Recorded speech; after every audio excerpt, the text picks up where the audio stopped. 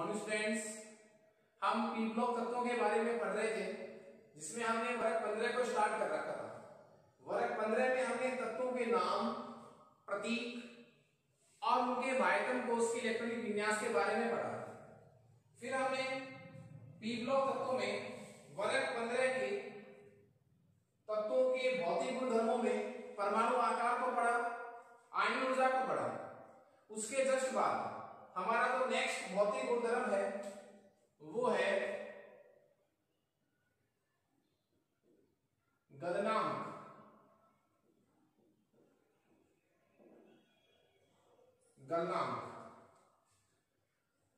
गलनांक वर्ग 15 के तत्वों में ऊपर से नीचे जाने पर, नाइट्रोजन से कहां जाने पर, बिस्मिथ की तरफ जाने पर गलनांक के मानों में क्रमशः क्या होती है, वृद्धि। मैं साथ में किसको भी डिस्कस कर सकता हूं, क्वथनांक को।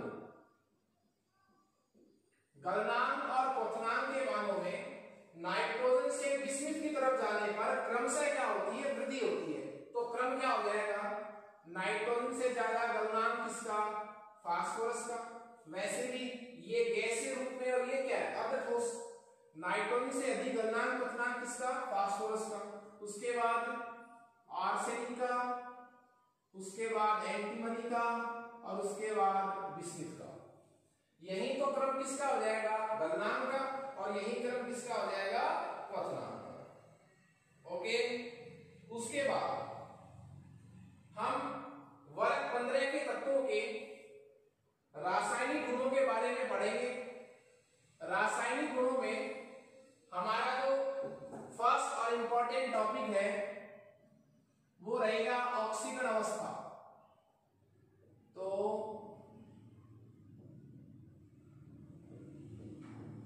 रासायनिक गुण पढ़ने जा रहे हैं हम वर्ग 15 के तत्वों के। ओके, जिसमें हमारा फर्स्ट टॉपिक क्या रहेगा, ऑक्सीकरण अवस्था, ऑक्सीडेशन स्टेट, ऑक्सीडेशन स्टेट, ऑक्सीकरण अवस्था। देखिए, वर्ग 15 के तत्वों के बाह्यतम कोष में कितने इलेक्ट्रॉन होते हैं, 5। उनका जो बाह्यतम कोष का सामान्य इलेक्ट्रॉनिक विन्यास होता है वो होता है, जो बाह्यतम विन्यास है, बाह्यतम विन्यास वो क्या है, वो है NH2 NP3। NH2NP3। तो बाह्यतम कोष में कुल कितने इलेक्ट्रॉन हो गए, 3 2 5। ओके। तो ये तत्व जो है कौन से, वर्ग 15 वाले, वे सामान्य ऑक्सीकरण अवस्था कौन कौन सी दिखा सकते हैं। देखिए, कितने इलेक्ट्रॉन त्याग सकते हैं, 3। तो कितने हो गए, +3 अवस्था में दिखा सकते हैं। कितने इलेक्ट्रॉन त्याग सकते हैं, पूरे 5। 3 और 2 5। तो कैसी ऑक्सीडेशन स्टेट भी शो कर सकते हैं, +5। और देखिए, बाह्यतम कोष में कितने इलेक्ट्रॉन है, 5। तो अष्टक विन्यास, जो एक स्थायी विन्यास होता है, उसको प्राप्त करने के लिए इनको कितने इलेक्ट्रॉन की आवश्यकता है, 3। 5 तो है ही बाह्यतम कोष में, 3 इलेक्ट्रॉन और चाहिए। तो ये ग्रहण करेंगे तो अवस्था कौन सी भी शो हो सकती है, -3। तो वर्ग 15 के जो तत्व है वो सामान्यतया +3, +5 और -3 ऑक्सीकरण अवस्था प्रदर्शित करते हैं। देखिए, कुछ तत्व जो है, कुछ की बात करूं तो मैं ये कहूं कि नाइट्रोजन से जब मैं कहां चलूंगा, बिस्मिथ तक। नाइट्रोजन से जब मैं बिस्मिथ की तरफ चलूंगा तो -3 ऑक्सीकरण अवस्था प्रदर्शित होने की प्रवृत्ति जो है वो क्या होती जाती है, कम। क्यों, क्योंकि नाइट्रोजन से बिस्मिथ की तरफ जाने पर परमाणु आकार बहुत अधिक बढ़ जाता है, और बढ़े हुए परमाणु आकार की वजह से तत्व की विद्युत ऋणता बहुत क्या हो जाती है, कम। तत्व में कैसी नेचर आ जाती है, धात्विक नेचर आ जाती है। तो जब हम नाइट्रोजन से बिस्मिथ की तरफ चलते हैं तो परमाणु आकार बढ़ जाता है। परमाणु आकार बढ़ने से तत्व की विद्युत ऋणता कम हो जाती है। इसलिए तत्व इलेक्ट्रॉन ग्रहण करने की बजाय क्या करता है, इलेक्ट्रॉन का निष्कासन करता है। इसलिए वर्ग में ऊपर से नीचे जाने पर -3 ऑक्सीकरण अवस्था प्रदर्शित करने की जो प्रकृति है इन तत्वों की, वो क्या हो जाती है, कम। अब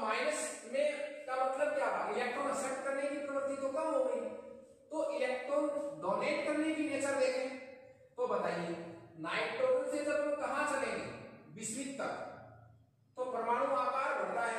बढ़ा हुआ परमाणु आकार की वजह से ये जो एस कक्षक के इलेक्ट्रॉन है कितने हैं, 2, ये बाहर निकलना बंद कर देते हैं, बंद में भाग लेना बंद कर देते हैं। इस नेचर को हमने 11th क्लास में डिस्कस किया था और वो था अक्रिय युग्म प्रभाव, इनर्ट पेयर इफेक्ट। अक्रिय युग्म प्रभाव के कारण एस कक्षक के इलेक्ट्रॉन बंद में भाग लेना बंद कर देते हैं, इसलिए अंतिम तत्व कौन, विस्मित 5 इलेक्ट्रॉन त्यागने की बजाय कितने इलेक्ट्रॉन ही त्याग पाता है, 3। क्यों, ये तो त्यागना बंद हो जाते हैं। इसलिए विस्मित जो है वो कैसी ऑक्सीजन अवस्था प्रदर्शित करता है, सामान्यतया +E। ओके, तो ये वैरायटी थी ऑक्सीजन अवस्था के मामले में। अब देखिए यहां से एक जो प्रश्न उभरकर आपके सामने आ रहा है वो ये है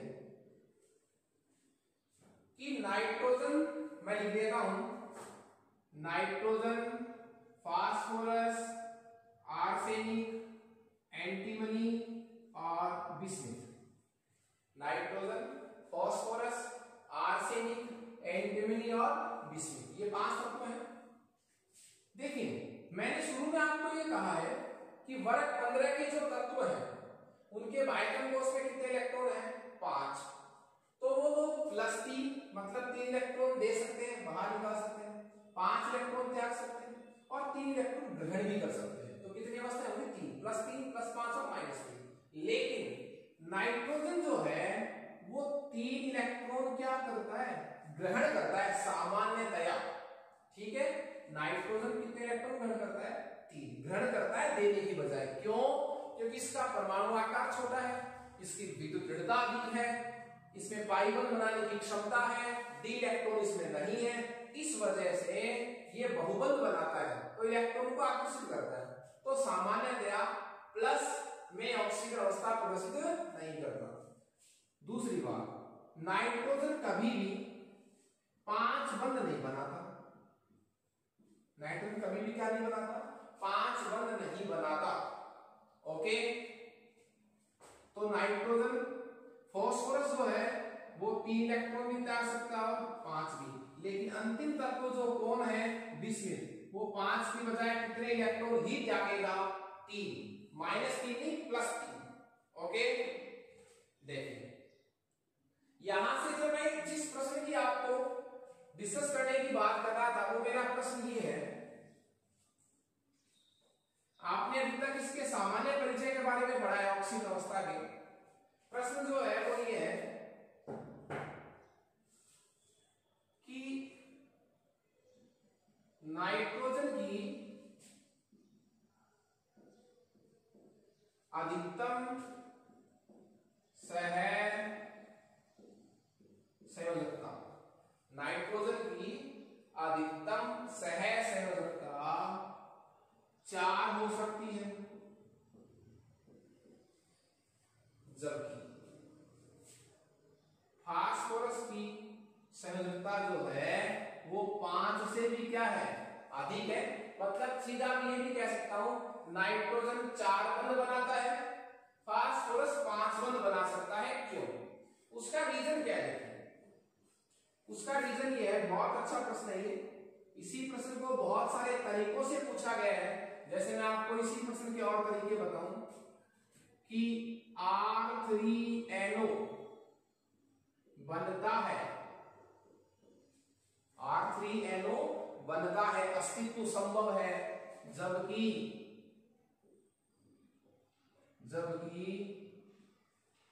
नहीं बनता है, नहीं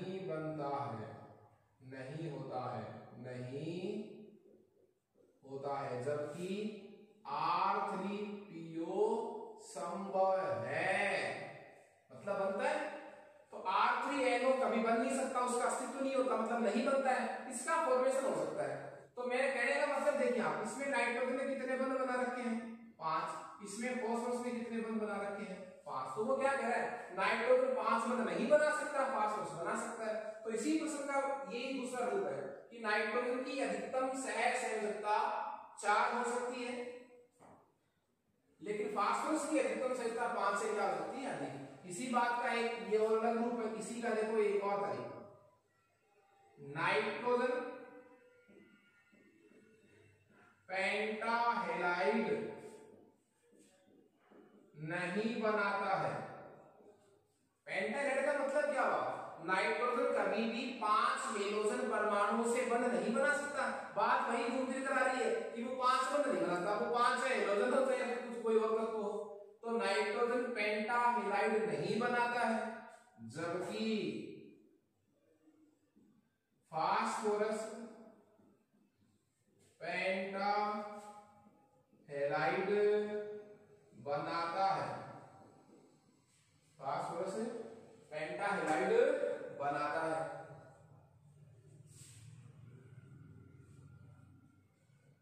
तो बात वही घूम फिर कर आ रही है, प्रश्न का तरीका एक है। अब इस प्रश्न के उत्तर को हम दो तरीके से आपको एक्सप्लेन कर सकते हैं। देखिए उसका वजह क्या है कि नाइट्रोजन के वायतन कोश में डी कक्षक नहीं होते। जैसे मैं नाइट्रोजन का विन्यास लिख रहा हूं, नाइट्रोजन कितने नंबर पर आता है 7 पर। विन्यास लिखिए 1s2 2s2 2p3।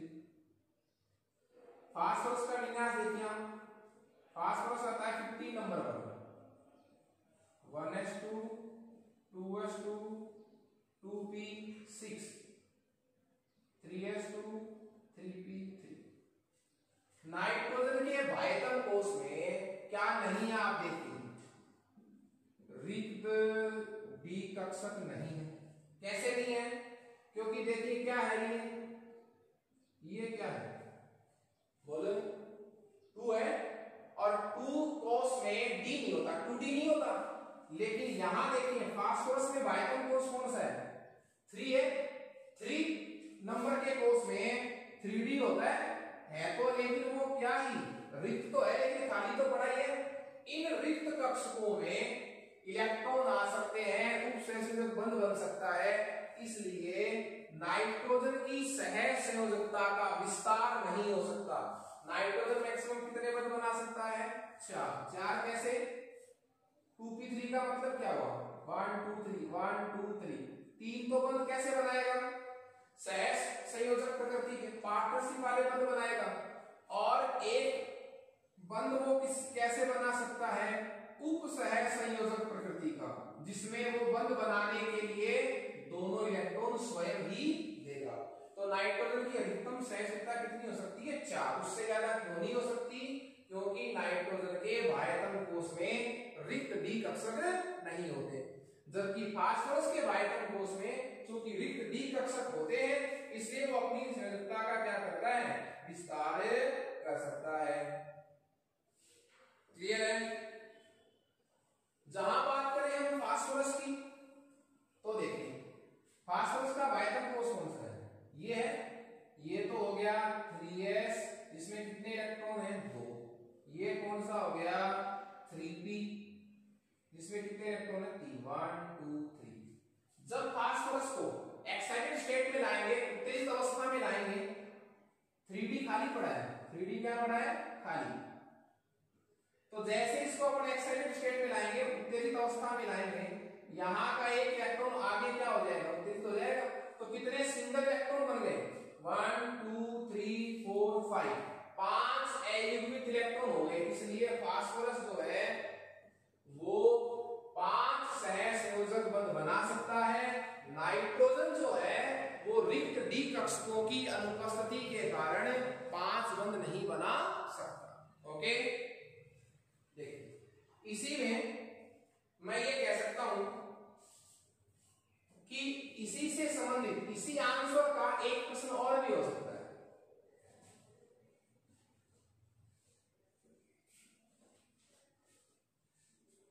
इसी आंसर का आंसर यही रहेगा, पूछने का तरीका क्या हो जाएगा, चेंज हो जाएगा।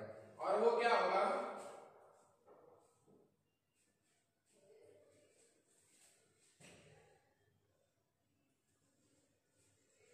इसी का जो मिलता जुलता एक प्रश्न है वो है श्रृंखलन का। तो मैं जो टॉपिक आपको बताना चाह रहा था, केटेनेशन। श्रृंखलन का मतलब है एक तत्व जब किसी दूसरे तत्व के साथ जुड़कर के लंबी श्रृंखला के यौगिक बनाता है, उस प्रवृत्ति को अपन क्या कहते हैं? श्रृंखलन। क्लियर है? अब बात यह है कि श्रृंखलन की जो प्रवृत्ति है वो अधिक किसमें होती है?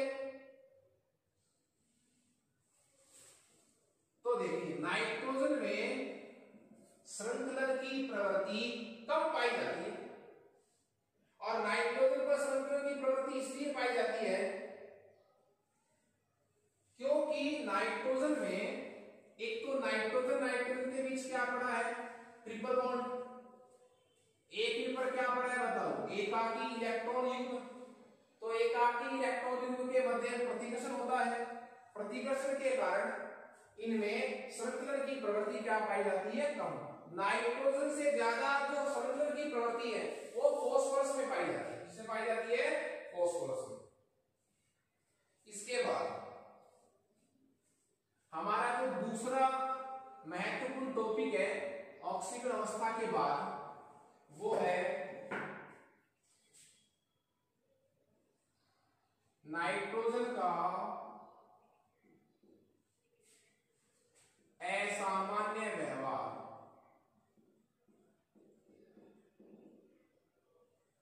नाइट्रोजन का असामान्य व्यवहार, एबनॉर्मल बिहेवियर ऑफ नाइट्रोजन।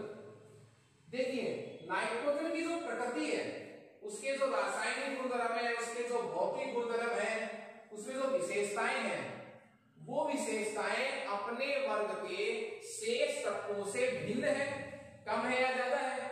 इसकी वजह क्या है?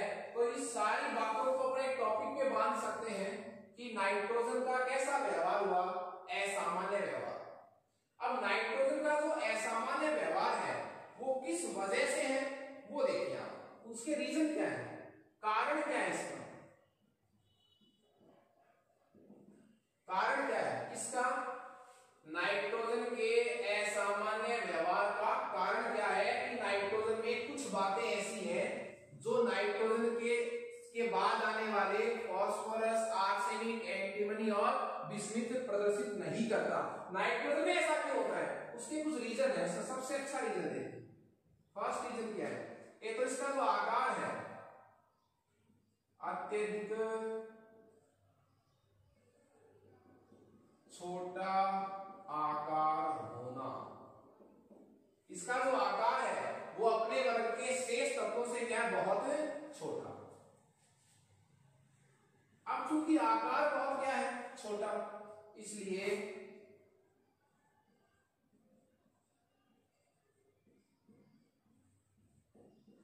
उच्च क्या पाई जाती है? विद्युत दृढ़ता। इलेक्ट्रॉन युग्म को अपनी तरफ आकर्षित करने की क्षमता क्या होती है? अधिक होती है।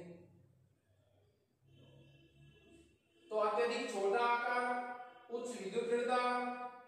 अब आकार छोटा है तो आयन ऊर्जा भी उच्च। आयन ऊर्जा भी क्या है? उच्च। इलेक्ट्रॉन निकालने के लिए आपको बहुत अधिक ऊर्जा देनी पड़ती है।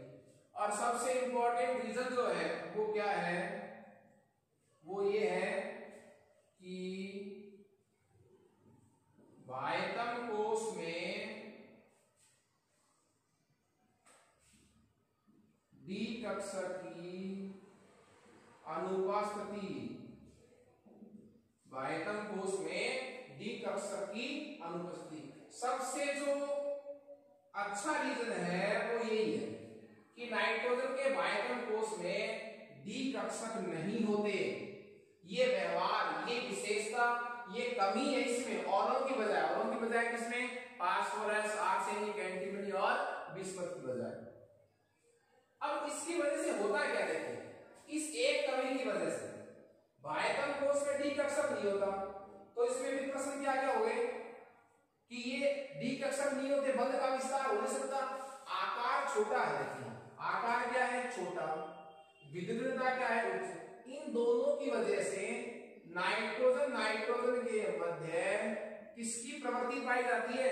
बहुबंध बनाने की, मतलब डबल या कैसे बंध बनाने की, ट्रिपल बंध बनाने की प्रवृत्ति पाई जाती है।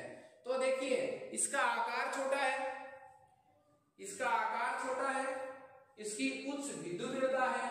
इन दो गुणों की वजह से इसमें दो नाइट्रोजन परमाणुओं के मध्य बहुबंध बनाने की प्रवृत्ति उपस्थित होती है। इन दो कारणों से तो इसमें यह विशेषता पाई जाती है। बाकी वाले जो तत्व हैं फास्फोरस, आर्सेनिक, एंटीमनी और बिस्मिथ, वो क्या नहीं बनाते? बहुबंध नहीं बनाते, डबल बॉन्ड और ट्रिपल बॉन्ड नहीं बनाते। और बाह्यतम कोश में डी कक्षक की अनुपस्थिति के कारण ये क्या नहीं कर सकता? इसकी संयोजकता 4 से अधिक नहीं हो सकती, ये अपनी संयोजकता का विस्तार नहीं कर सकता। हाँ, एक तरीका और हो गया उस प्रश्न के उत्तर का कि नाइट्रोजन की संयोजकता का विस्तार नहीं हो सकता, फास्फोरस अपनी संयोजकता का क्या कर लेता है? विस्तार कर सकता है, बढ़ा सकता है। उसका रीजन क्या है? रीजन ये रहेगा क्या कि बाह्यतम कोश में डी कक्षक नहीं होते। किसके? नाइट्रोजन के बाह्यतम कोश में। कल हम नेक्स्ट क्लास में इस एक पॉइंट पर कि बाह्यतम कोश में डी कक्षक नहीं होते, अत्यधिक छोटा आकार होता है, उच्च इसकी विद्युत दृढ़ता होती है और आयन ऊर्जा इसकी क्या होती है? उच्च। इन 4 टॉपिक पर कुछ रीजन वाले प्रश्न बनते हैं, उनको हम अगली वाली क्लास में डिस्कस करेंगे। Okay, thank you student.